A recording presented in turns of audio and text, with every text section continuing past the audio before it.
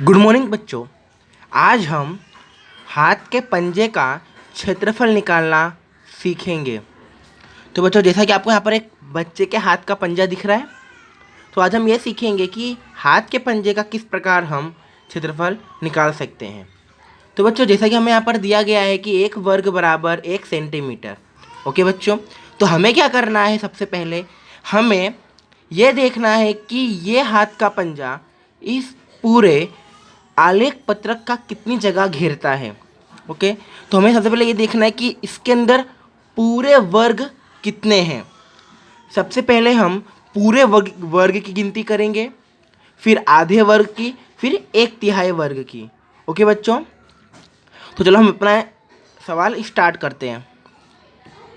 तो बच्चों, जैसा कि आपको दिख रहा है ये वर्ग पूरा, तो इसे हम 1 गिनेंगे, इसे 2, ये 3, 4, 5, ये 6, ये 7, ये 8, ये 9, ये 10, ये 11।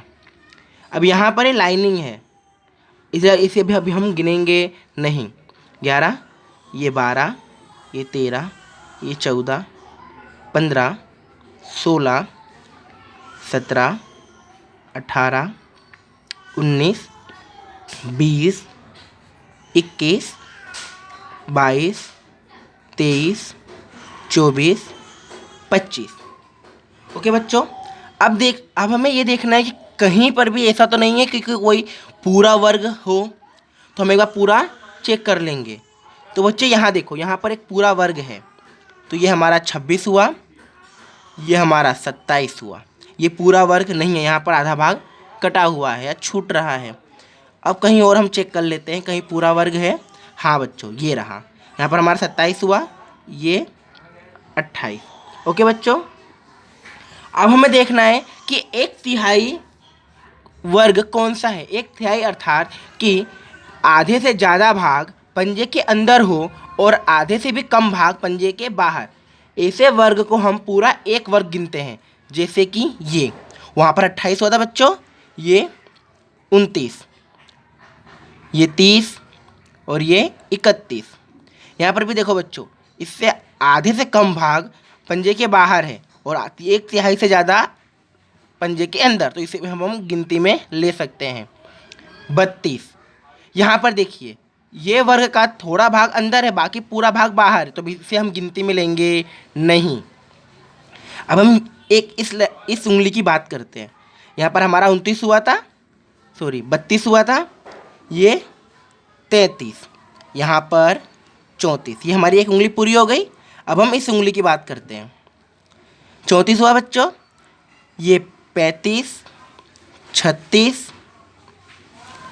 अब देखो बच्चों, यहाँ पर भी इतना भाग छूट रहा है और यहाँ पर भी इतना भाग छूट रहा है, तो अगर हम इस भाग को इस भाग के साथ जोड़ देंगे तो ये भी एक पूरा वर्ग हो जाएगा।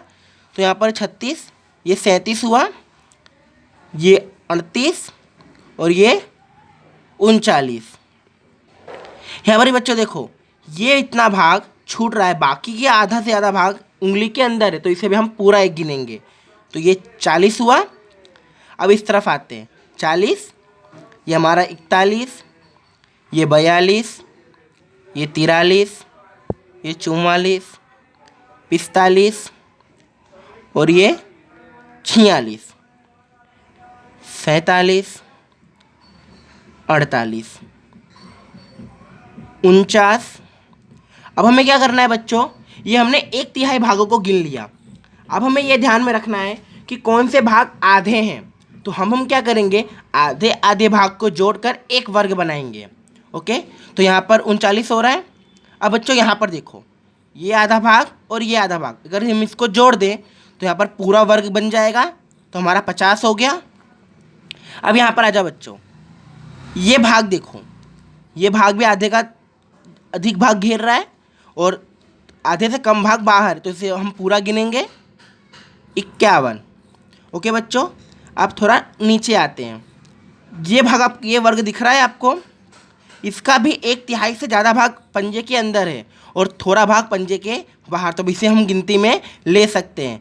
तो ये कितना हो गया, 52 और बच्चों एक बार चेक कर लो कि क्या कोई ऐसा वर्ग है जो आधा आधा हो या एक तिहाई हो।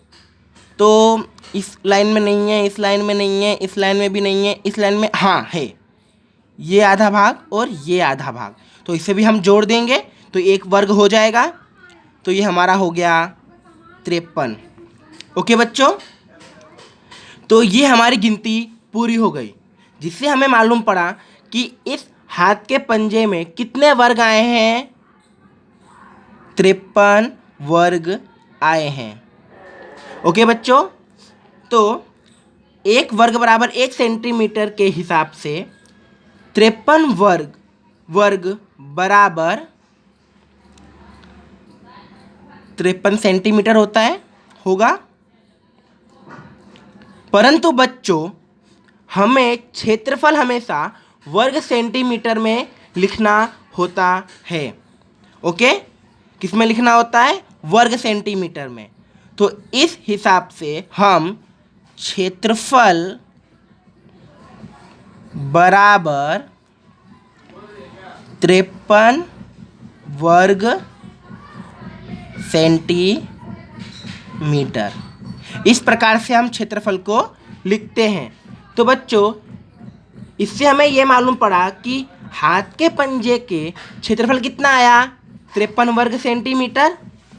तो बच्चों इसी विधि द्वारा हम किसी भी व्यक्ति के हाथ पैर या किसी भी पशु पक्षी के पैरों के क्षेत्रफल हम निकाल सकते हैं।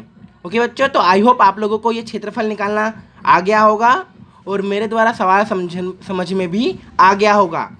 तो बच्चों इसी प्रकार हम क्षेत्रफल निकाल सकते हैं। Thank you.